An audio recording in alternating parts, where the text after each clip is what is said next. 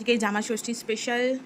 মা মারা গেছেন 4 বছর হয়ে গেছে, তো বিয়ের পর থেকে কখনোই জামাই ষষ্ঠী করা হয়নি আমাদের, কারণ মা বাবা দুজন মারা যাওয়ার পরেই আমার বিয়েটা হয়েছে। তো বরের ভীষণ আফসোস যে কেউ তাকে জামাই ষষ্ঠী খাওয়ায় না।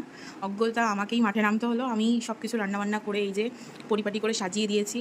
আই থিঙ্ক ও খুব খুশি হবে। এখানে রয়েছে ভাত, স্যালাডে রয়েছে শসা, টমেটো, শাক ভাজা আর গন্ধরাজ লেবু, তার সাথে আছে কাঁচা লঙ্কা, আলু ভাজা, কুমড়ো ভাজা, পটল ভাজা। এখানে মুসুর ডাল আছে, চিকেন কষা আলু দিয়ে, আর এখানে আছে গ্রিন পাবদা, আর তার সাথে রয়েছে গলদা চিংড়ির মালাইকারি। এখানে হচ্ছে 5 রকম মিষ্টি ছিল, একটা মিষ্টি খেয়ে নিয়েছে অলরেডিও। আর এখানে মিষ্টি দই, আর এই যে টমেটো দিয়ে, কাজু কিশমিশ খেজুর দিয়ে আমি একটা চাটনি করেছি। আর এখানে হচ্ছে ম্যাঙ্গো শেক, এটা আমি নিজে বাড়িতে বানিয়েছি। আর এই যে পাঁপড় ভাজা আর আম। মানে জামাই ষষ্ঠী যাতে মাকে কোনোভাবে মিস না করে, আমি সব রকম আয়োজন করেছি। তোমরা বলো যে কেমন হয়েছে।